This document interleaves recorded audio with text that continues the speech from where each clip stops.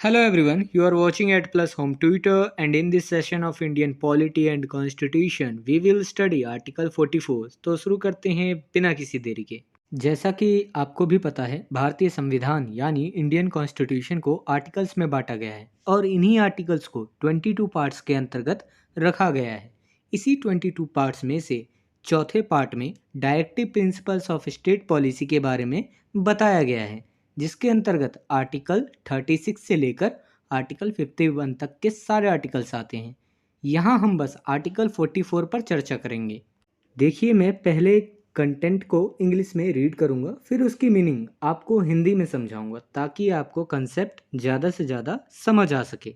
Article 44 directive principles के liberal principle से related है and article 44 says uniform civil code for the citizens. Article 44 में नागरिकों के लिए समान नागरिक संहिता की बात की गई है। देखिए, समान नागरिक संहिता या जिसे हम अंग्रेजी में सिविल कोड भी कहते हैं, तो इसका मतलब यह है कि सबके लिए एक ही रूल्स और रेगुलेशन फॉलो होने चाहिए। आगे की स्लाइड में हम और भी पढ़ते हैं आर्टिकल 44 के बारे में। The state shall endeavor to secure for the citizens a uniform civil code throughout the territory of India. राज्य यानी स्टेट भारत के पूरे क्षेत्र में नागरिकों के लिए एक समान नागरिक संहिता को सुरक्षित करने का प्रयास करेगा।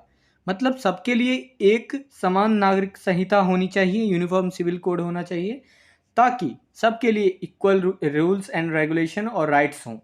तो ये पूरा राज्य इस बात का स्टेट ख्याल रखेगा। तो ये राज्य का प्रयास होगा कि इसको बरकरार रखें।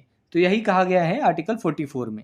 If this video is helpful for you, then please like and share this video, and if you want see some more these type of videos, then subscribe the channel and click the bell icon and select the all option for upcoming videos. And I hope you have a great experience by watching the Ad Plus Home Tutor.